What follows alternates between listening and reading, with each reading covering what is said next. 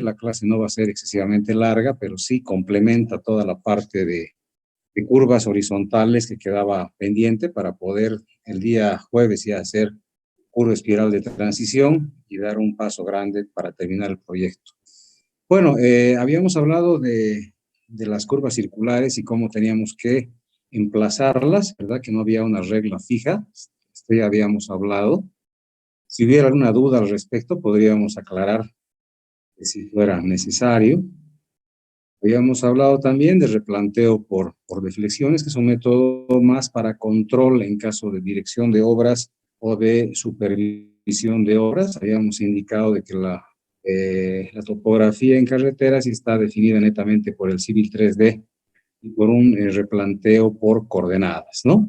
Pero decíamos que este método, al ser tan fácil de aplicar, nos sirve a nosotros como directores de obra o como supervisores para poder controlar que las curvas estén siendo construidas de manera correcta. Habíamos hablado también de que hay inconvenientes muchas veces en este método, se puede tratar de subsanar haciendo cambios de estación.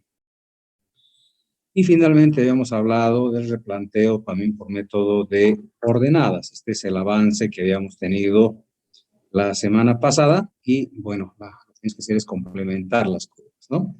Y sí quiero terminar para que puedan ya avanzar en todas las curvas horizontales posibles para este próximo día jueves.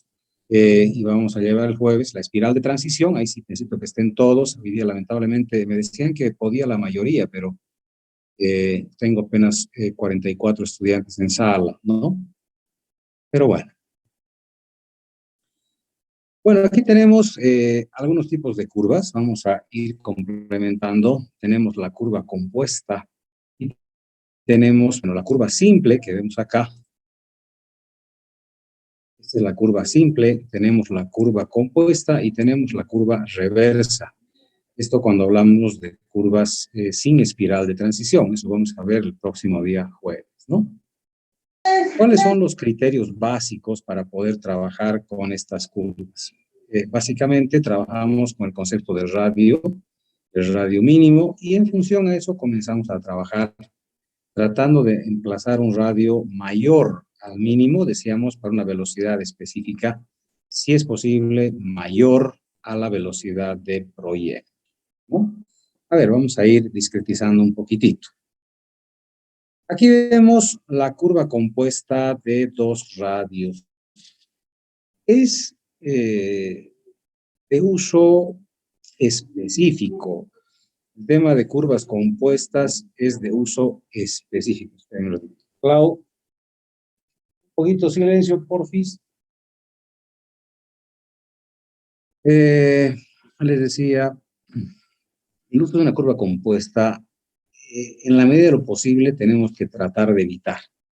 Fíjense ustedes que acá tenemos una curva compuesta de dos radios, donde tenemos un radio 1 que es mayor y un radio 2 que es menor. Otro elemento fundamental es que tenemos aquí un delta 1, ¿verdad? Para un punto de inflexión 1, y aquí tenemos un delta 2 para un punto de inflexión. La norma dice que en la medida de lo posible, si se puede evitar el uso de esta curva, se tiene que hacerlo. ¿Y cómo se puede evitar? Pues haciendo una sola curva simple. En este caso, delta 1 más delta 2 es igual al ángulo delta más grande. Entonces, yo podría trabajar directamente con este ángulo delta, que es mayor, y trazar una sola curva horizontal, ¿verdad? Bueno, entonces, ¿cuándo se utilizan las curvas compuestas? Se utilizan cuando tengo algún tipo de restricción que me impide utilizar una curva simple. Entonces, si hay una restricción física realmente muy insalvable, ¿verdad? Absolutamente insalvable, es ahí donde utilizamos nosotros este tipo de curvas. ¿Cuál es el problema de estas curvas? En el caso de los vehículos no trae mayor inconveniente, ¿verdad? A menos que sean un cambio muy radical de radios. Pero la norma dice que un radio no puede ser mayor al doble del otro. O sea, no puedo yo pasar en 1.5 ¿verdad? La relación de un radio al otro, ¿ya? O sea, es una relación del 50%. No puedo exceder un 50%. Entonces, eso regula de alguna manera el grado de peligrosidad de esta curva. ¿Pero por qué es peligrosa de alguna manera? Porque la fuerza centrípeta es diferente. No se olviden que la aceleración centrípeta es igual a la velocidad al cuadrado dividida entre el radio. Entonces, a mayor radio, pues menor aceleración centrípeta. ¿Qué ocurre acá en esta curva?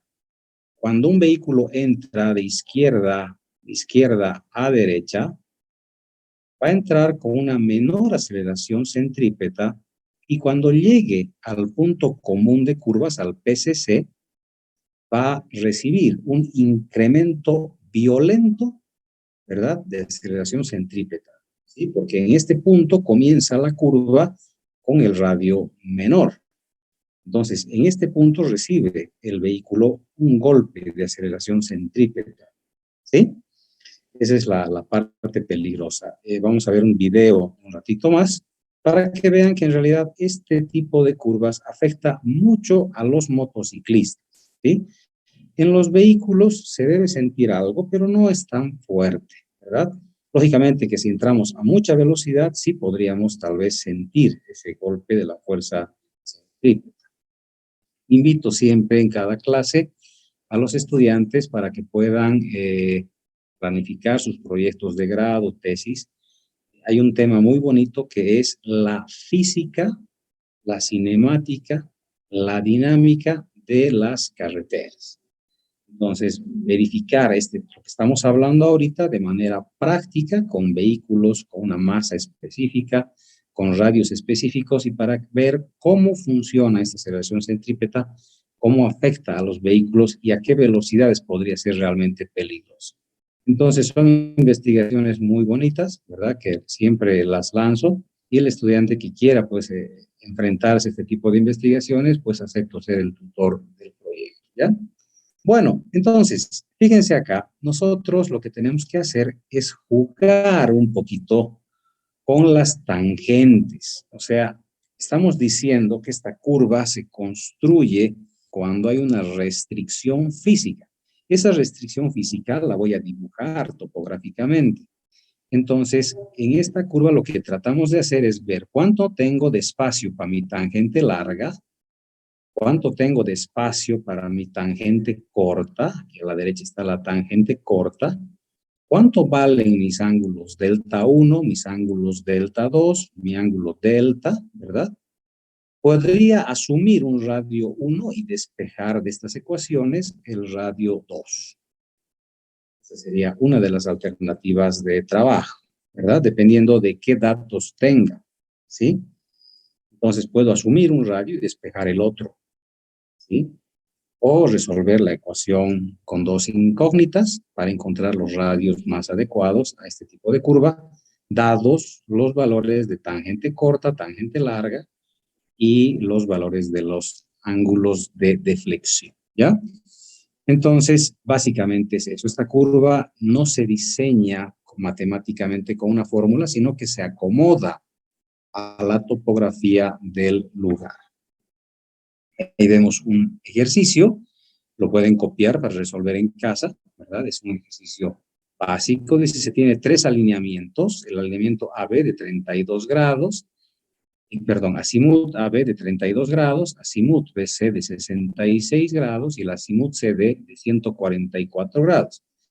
Acá tenemos un radio 1 asumido de 76.8, las progresivas de PC, la progresiva de PC 0,968 y la distancia del punto B al punto C, que es igual a 60 metros. Entonces, pide diseñar la curva compuesta que pueda adecuarse a este parámetro topográfico. Un concepto mucho más complicado es la curva circular compuesta de tres radios, ¿verdad? Esto ya es mucho más complejo, ¿verdad? Porque hay diferentes tipos de curvas compuestas de tres radios, no es tan fácil el concepto. La de tres radios básicamente se la dibuja al menos en Civil 3D, no existe una forma de decirle a la computadora, quiero una curva compuesta de tres radios, ¿verdad? Nosotros dibujamos las curvas y luego convertimos eso en alineamiento, ¿no? Entonces, fíjense, aquí tengo la tangente larga igual, la tangente corta a este lado, tengo delta 1, tengo delta 2 y tengo delta 3, sabiendo que delta 1 más delta 2 más delta 3 es igual al ángulo delta, ¿verdad? Entonces, esta curva se la va acomodando. Fíjense que hay muchas variedades. Por ejemplo, acá tengo otra variedad un poco más compleja, ¿verdad?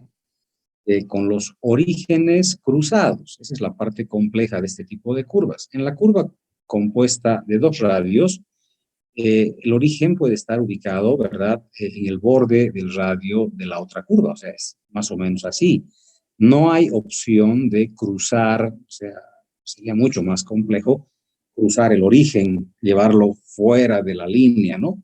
Entonces, este es el estilo que manejamos en curvas compuestas de dos radios. Pero en curvas compuestas de tres ya puedo o sea, pasar, trasladar los orígenes y colocarlos en cualquier punto. Entonces, la física para estas curvas ya se complica. Fíjense que aquí en esta primera curva tengo un radio 1 bastante grande, pero en la curva central tengo un radio bastante pequeñito, un radio 2, y la curva 3 tiene un radio mucho más grande. Entonces, el vehículo tiene tres aceleraciones centrípetas totalmente diferentes. Entra con una aceleración grande, aparece una mucho más grande, perdón, entra con una aceleración pequeña en realidad, ¿sí? Este es el radio 1 mayor, de mayor tamaño, entra con una aceleración centrípeta pequeña, aquí se aumenta en el radio 2, que es pequeñito, una aceleración muy fuerte, y aquí vuelve a disminuir la aceleración radio. Entonces, de igual manera, esto se va dibujando. Fíjense las alternativas que tenemos. El caso 1, radio 1 mayor a 2 y mayor a 3, que sería, digamos, un caso bastante sui generis, ¿verdad? Que se va cerrando, van cambiando los radios. Entonces, tengo una reducción gradual, si quieren ustedes, de aceleración centrípeta, ¿no? En el caso 2, radio 1 mayor a 3 y mayor a 2, tenemos lo que veíamos hace rato, un radio 2 en la parte central, con una aceleración centrípeta muy fuerte en la parte central. Aquí tenemos radio 2 mayor a radio 1 mayor a radio 3, el caso 3, donde tenemos solamente una aceleración centrípeta menor en la parte central, pero dos mayores en las partes extremas, ¿verdad?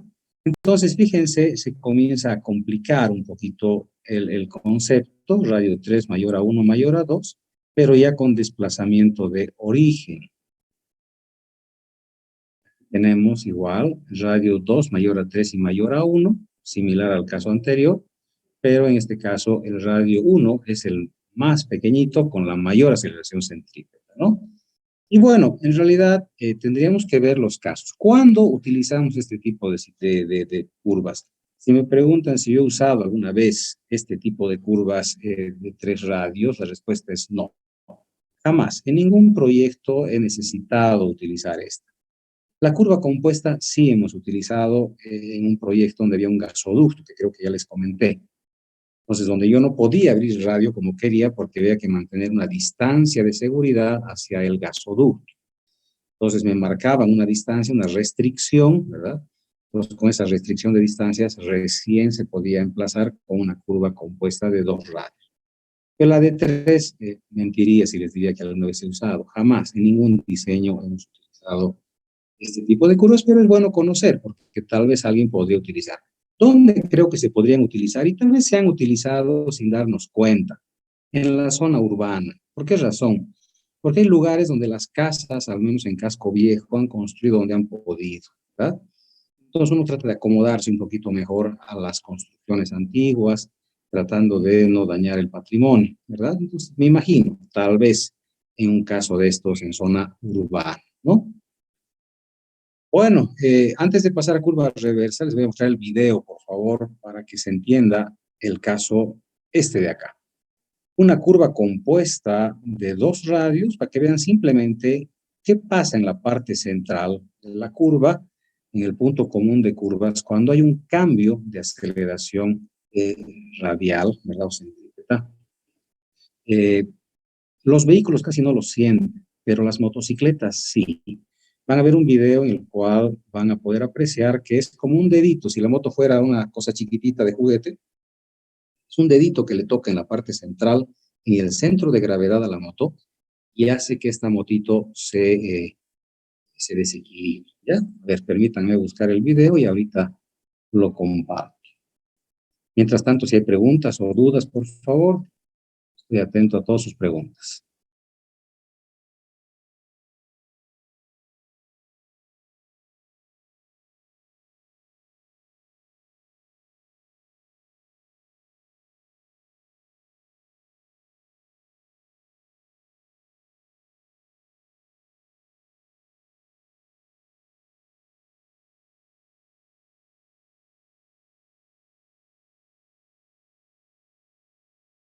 Ya lo encontré.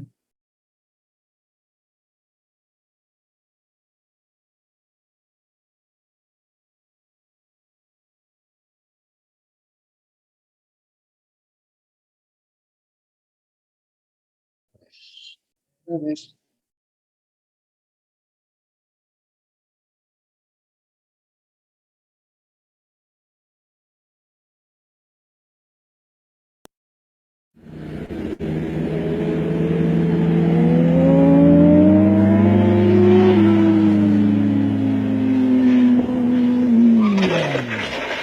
Fijan, está, no sé si el sonido.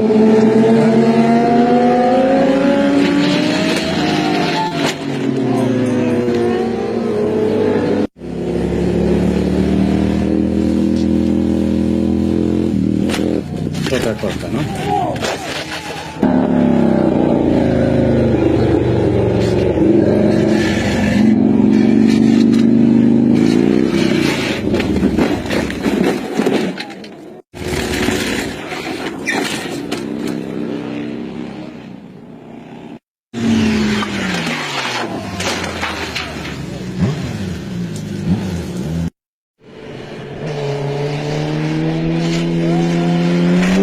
Ahí se nota un poquito mejor. Creo que en esta moto se logra ver con mayor detalle ese momento en el cual la fuerza centrípeta actúa, ¿no?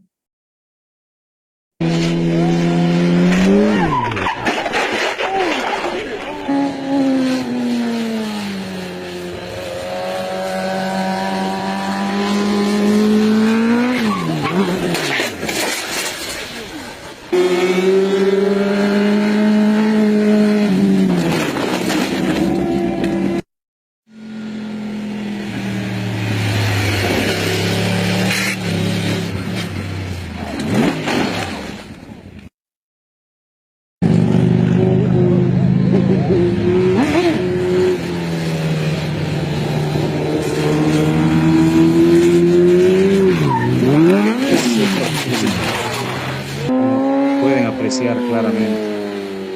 En una moto chiquitita van a ver ahorita que es una masa pequeña.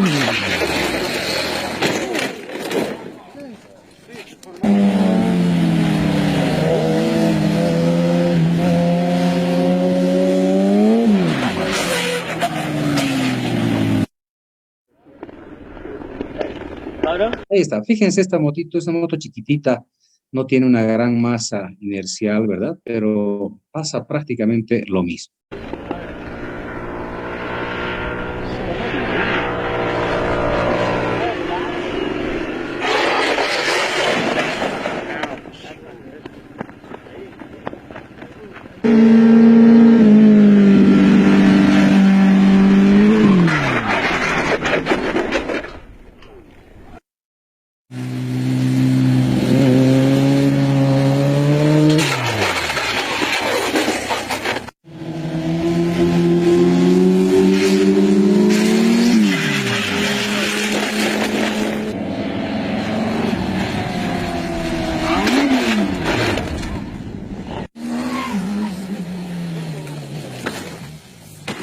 Es otra cosa también, ¿no?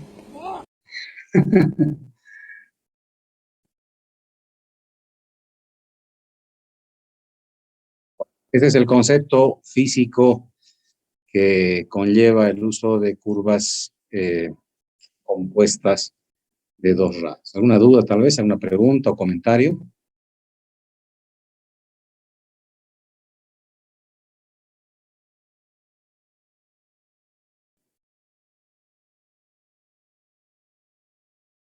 Dice, no sé, ¿hay algún tipo de señalización? Sí, debería haber, no hay.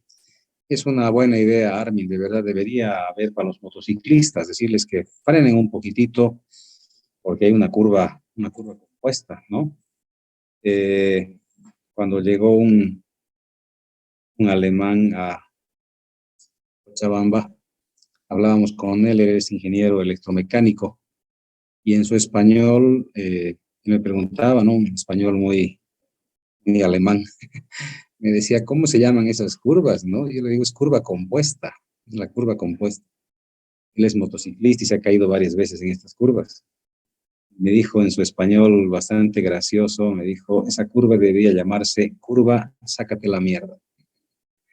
Así es que sí, es una curvita que causa problemas a los motociclistas, ¿verdad? Y sí, debería tener señalización. Coincido plenamente, Armin. Bueno, a ver, vamos a seguir avanzando. Hemos hablado de las curvas compuestas, ahora vamos a ver la curva reversa. En la curva reversa, de lo que se trata es que el conductor pueda dar las dos curvas en la medida de lo posible con la misma velocidad.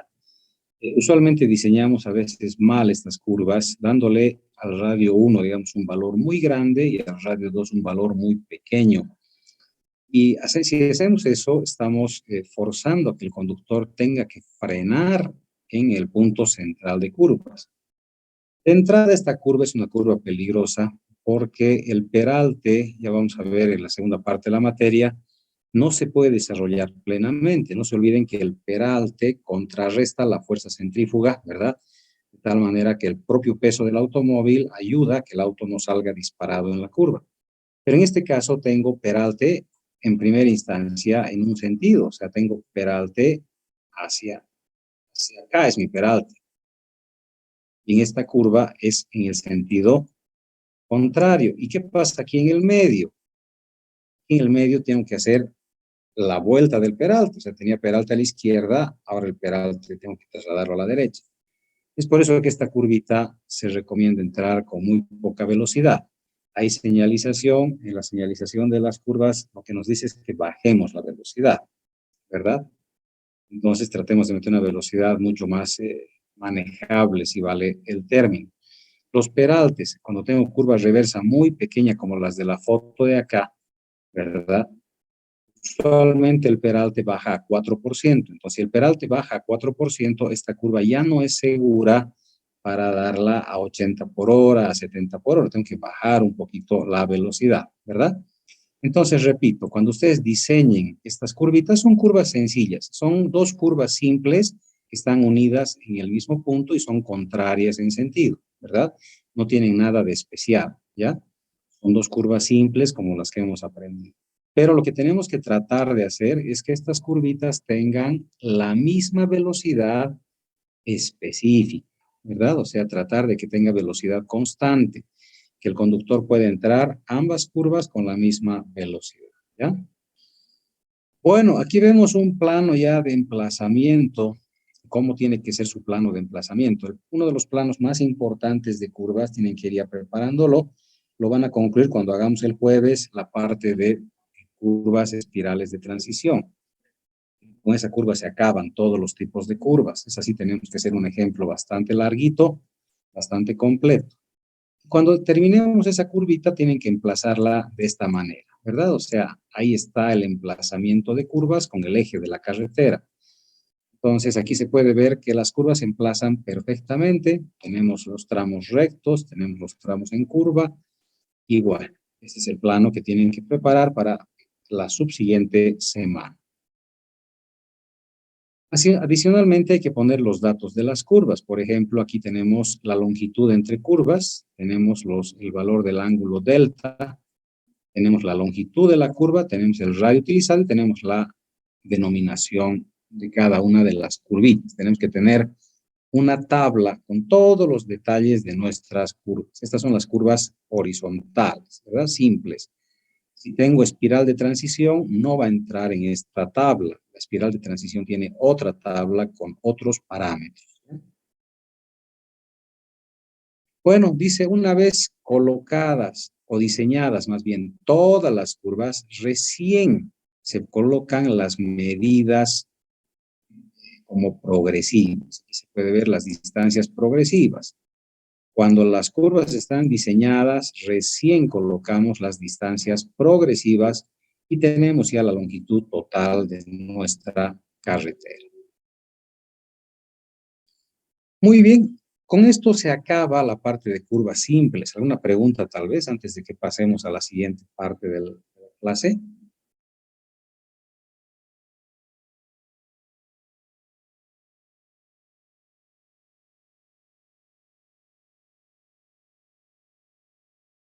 Muy bien, tenemos una pregunta en chat. En esa tabla anterior tampoco tendría curva compuesta e inversa. Sí, entra. En el caso de la compuesta le puedes poner el detalle, son independientes, ¿no? O sea, eh, las compuestas de dos radios son las que utilizamos usualmente, ¿verdad? Entonces, sería una compuesta donde tendrías un radio, la compuesta, digamos, puedes dividirla en dos partes, ¿verdad? Tienes una parte de la curva 1 de entrada, de la curva 2 de salida, ¿sí? Tienes todos los datos, son como dos curvas independientes. Pueden entrar las reversas también. Tienes una curva 1, que es la curva de entrada, y tienes la curva 2, que es la curva de salida. La longitud entre curvas en este caso sería 0, y le puedes poner aquí en alguna parte, puedes poner observaciones, puedes aumentar acá tu tablita, ¿verdad? Y la aclaras que es una curva reversa, es una curva compuesta, que es la parte 1, digamos, de la curva compuesta, la parte 2 de la curva compuesta, o la parte 1 de la curva reversa, la parte 2 de la curva reversa. Son como curvas simples que están unidas. Entonces aquí la longitud entre curvas sería 0, nada más. Entonces dice una curva inversa, ¿usamos 4%? No, José. Usamos 4% cuando no hay el espacio suficiente para hacer 7%. Ahora estás diseñando planimetría, no te va a afectar en tu trabajo. Pero cuando hagamos altimetría, ahí sí tienes que hacer el replanteo del peralte. Entonces ahí tal vez te des cuenta de que es muy cortito el espacio para hacer 7% la transición, entonces bajamos a 4. No afecta en nada tu diseño planimétrico, ¿verdad? Es independiente. Entonces, no necesariamente 4. Usamos solamente 4% cuando no tengo el espacio para hacer la transición altimétrica de peraltes. Pero eso lo vamos a ver en la segunda parte de la materia.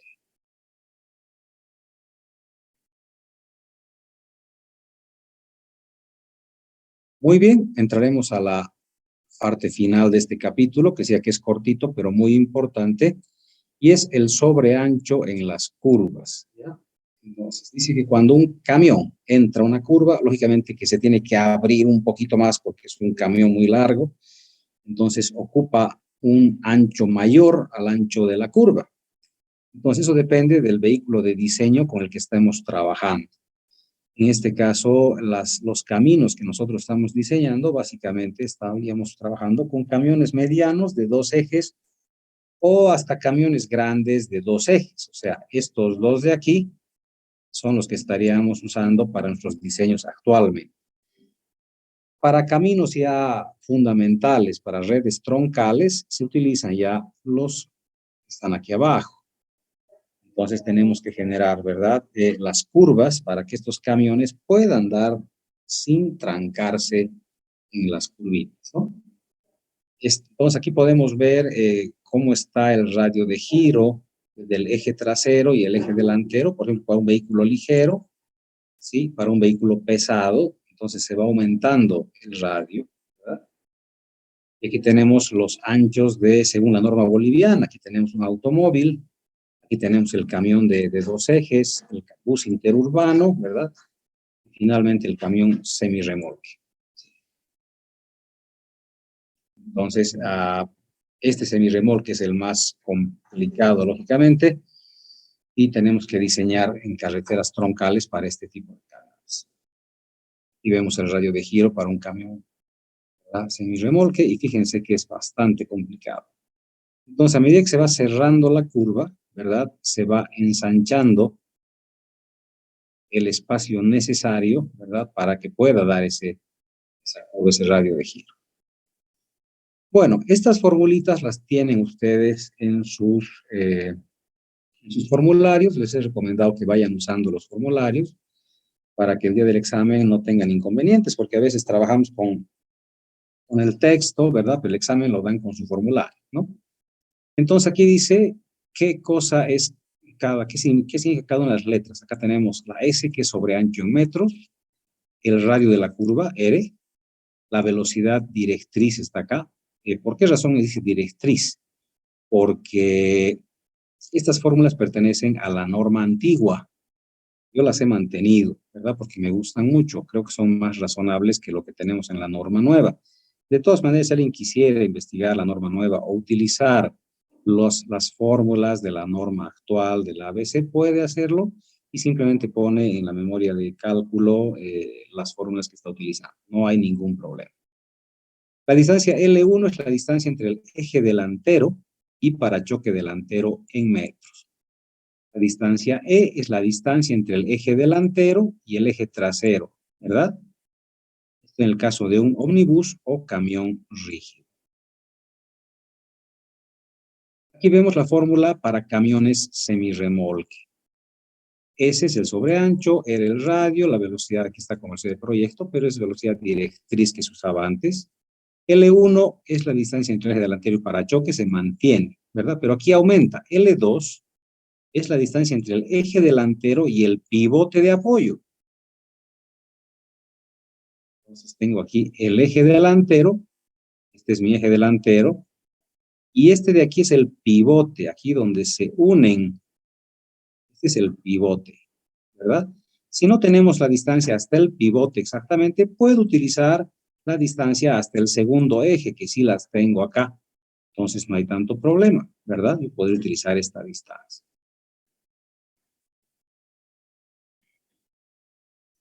Y finalmente dice el L3 es la distancia entre el pivote de apoyo y el eje trasero, ¿verdad? Entonces decíamos que si yo no tengo esta distancia, utilizaría la distancia del segundo eje hasta el último de los ejes.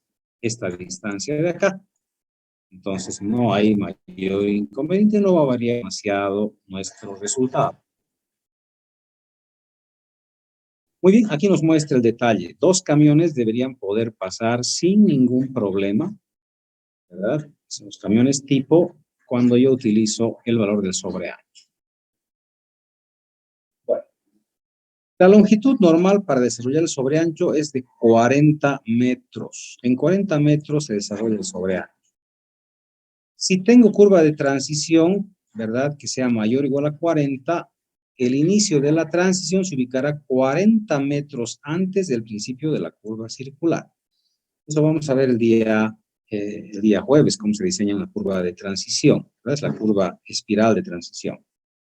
Si la curva de transición es menor a 40 metros, el desarrollo del sobreancho se ejecutará en la longitud de la curva de transición disponible. Entonces, en la curva de transición se hace el diseño si tengo curva de transición. Aquí tengo, por ejemplo, cuando no tengo espiral de transición, ¿verdad? El sobreancho se lo comienza a ejecutar, ¿verdad? Desde donde comienza la curva, ¿verdad? Desde donde empieza la curva. Y hasta donde llegue al valor de sobreancho S, pero el eje se desplaza en S medios. El eje original, ¿verdad? ¿Sí? Se desplaza. El eje original se desplaza en S medios, ¿sí? Para que quede simétrica nuestra vía. ¿Está bien? Entonces aquí se puede apreciar, el eje original era esta línea punteadita de acá y se ha desplazado. Ahora el nuevo eje de la carretera es este de color azul, que se desplaza en S medio. Entonces, todo el sobreancho se lo construye en la parte interna de la curva cuando yo no tengo espiral de transición. Cuando sí tengo espiral de transición, pues la espiral más bien, se va a realizar la transición durante la espiral, S medios en la parte interna y S medios en la parte externa. Y el eje se mantiene invariable, entonces acá, porque estoy aumentando la mitad al extremo externo y la mitad al extremo interno. Entonces, el eje se mantiene en su posición. Muy bien. Entonces, ¿cómo se hace el diseño del sobreancho? Se utiliza esta formulita de acá, ¿verdad? Se calcula el sobreancho, quizás sobreancho, y la longitud es de 40 metros. Entonces, vamos a utilizar, dividimos el sobreancho sobre 40 metros y multiplicamos por las diferentes longitudes para calcular. ¿Qué estamos calculando? El sobreancho en diferentes posiciones. Es decir, para poder dibujar bien y para poder replantear bien. Es decir, reemplazo acá, por ejemplo, divido 0,9 entre 40. En la distancia 0, multiplico L0. ¿Cuánto vale en 0 el sobreancho? Estoy acá, ¿vale? 0. Perfecto. Luego reemplazo LN5. A ver, veremos cuánto sale. LN5. 0.9 dividido entre 40 multiplicado por 5. Me sale 0.11. Quiere decir que a 5 metros, esta distancia de acá, esta distancia chiquitita de acá, vale 0.11. A 10 metros, acá es 10 metros. ¿Cuánto vale a 10 metros?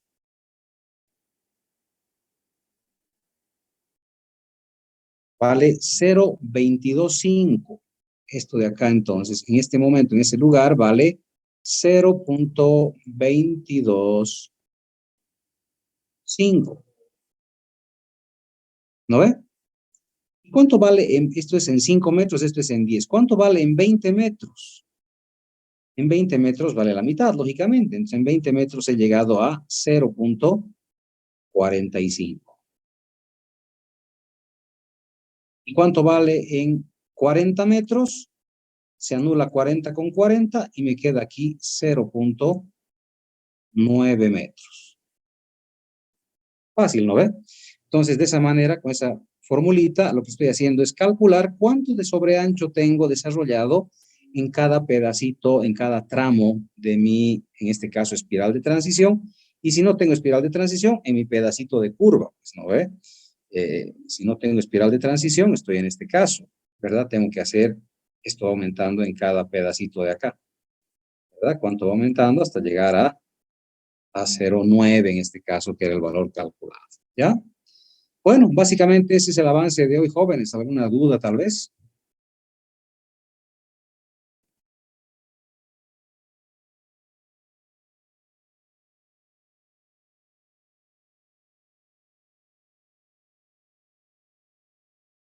Tengo en el chat una pregunta. ¿Este sobreancho también aplica a curvas de retorno? Sí, aplica a las curvas de retorno, son las que tienen los mayores sobreanchos en realidad, porque estamos en el caso crítico.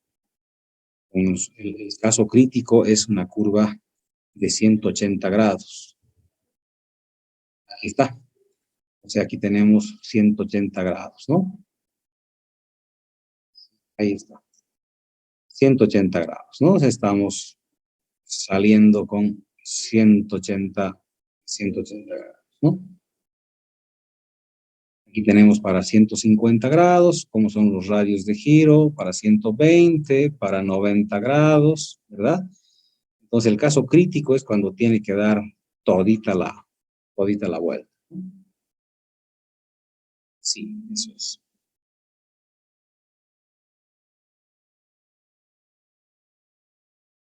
¿El L también se usa 40 metros? Sí, sí, sí. O sea, el L solamente es, esos 40 metros está diciendo, o sea, que en 40 metritos vas a desarrollar el sobreancho. O sea, desde aquí, digamos que comenzaría tu curva, a ver, con rojo haremos. Desde aquí que comienza tu curva, ¿sí?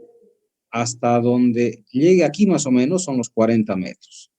Entonces aquí está en cero, aquí se ha desarrollado todo el sobreancho y aquí se queda todito con sobreancho. Todito se queda con sobreancho y de aquí otra vez disminuye. 40 metros del sobreancho se vuelve cero hasta aquí. ¿Verdad? Son 40 metros acá y 40 metros acá. Pero todito el resto de la curva se mantiene con el sobreancho S. En 40 metritos lo que estás haciendo solamente es de sobreancho volver a cero, ¿no? O sea, cerrar a cero. Básicamente es eso. ¿Qué otra pregunta tenemos?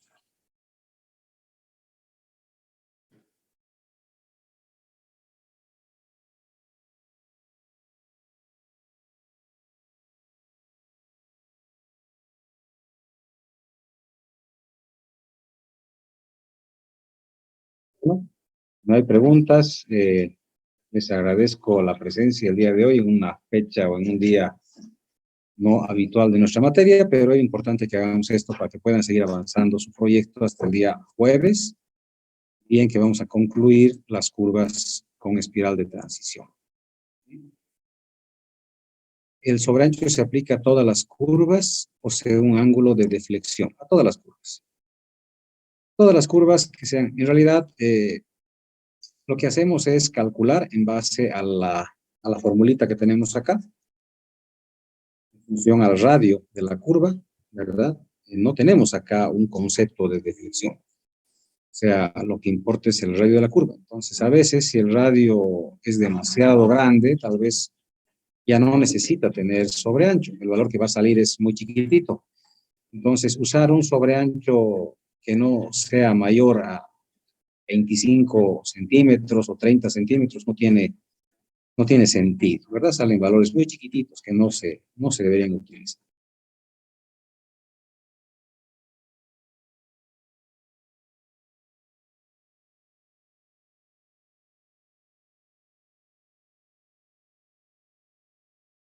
Una pregunta adicional.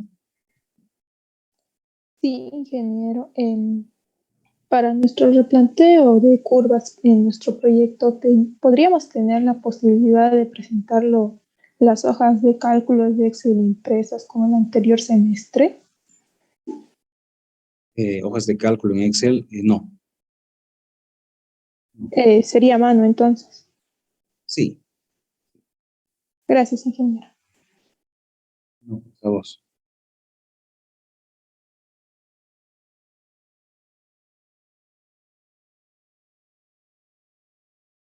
¿Cuánto es el sobreancho mínimo para aplicar? Bueno, en realidad yo le aplico cuando es 30 centímetros para arriba. Menos de 30 centímetros, bueno, no le veo mucho sentido, ¿verdad? Porque la berma ya me sirve como sobreancho en muchos casos, ¿no? Entonces, ese es mi caso, mi cuestión particular. Menos de 30 no utilizo usualmente, ¿no? Pero en pavimento rígido, por ejemplo, ¿qué se ha decidido hacer? Se ha decidido hacer losas de 4 metros. Entonces, porque hemos tenido muchos problemas en la construcción de pavimentos rígidos, porque se construía con carriles de 350. Les voy a dibujar cómo se hacía. Y ha generado muchos, pero muchos problemas. A ver si se logra dibujar acá. Veremos si se puede. Acá tenemos la curva. A ver si me sale bonita. Este es el eje de la carretera, ¿verdad? Pero se vaciaba el otro eje, ¿verdad? Aquí. No se olviden que era 350 la terminadora. Y acá quedaba el sobreancho. Acá quedaba el sobreancho que se abría así, el pavimento rígido, y se cerraba así. Así quedaba el sobreancho S. Esa era la forma de construir pavimento rígido, manteniendo carriles, porque la terminadora trabajaba con un carril aquí de 3.5 y la terminadora igual hacía aquí el carril de 3.5 y dejaba un hueco en la parte central de la curva y se vaciaba después este hueco. ¿Qué pasaba? En estas partes de acá, voy a churar con rojito, en estas partes pequeñitas de acá quedaban losas muy, muy angostitas. Entonces los camiones al pasar lo único que hacían era romperlas, estas partecitas, y se iban rompiendo, se iba rompiendo todo. Entonces, hasta cierto lugar se creaban unos huecos, quedaba la vía un desastre, ¿verdad? Entonces, para evitar esto, las vías de pavimento rígido tienen carriles de 4 metros. Entonces tenemos 8 metros de calzada. Por eso el pavimento rígido casi no se ejecuta con bermas, o digo, perdón, con sobreancho, ¿no? Ya está el sobreancho dentro del carril.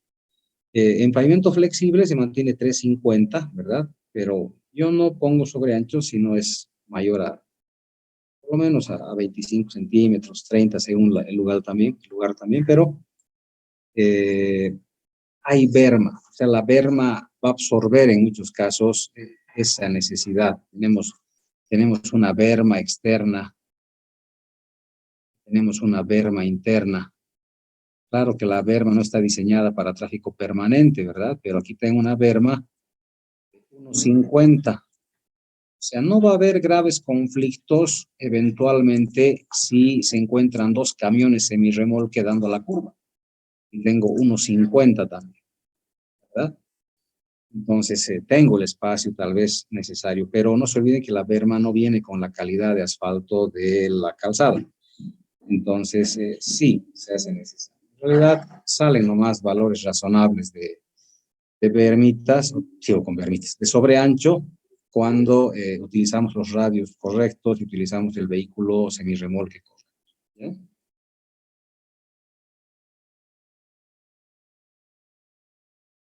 Bueno, creo que ahora sí, jóvenes, muchísimas gracias por su presencia. Se nos están yendo ya muchos estudiantes de la sala, entonces me despido con todo el cariño. Espero que les haya gustado esta clase que era muy interesante y complementaria. El día jueves vamos a hacer espiral de transición. Les pido no faltar. Un abrazo para todos, que tengan una bonita semana. Chao, muchachos.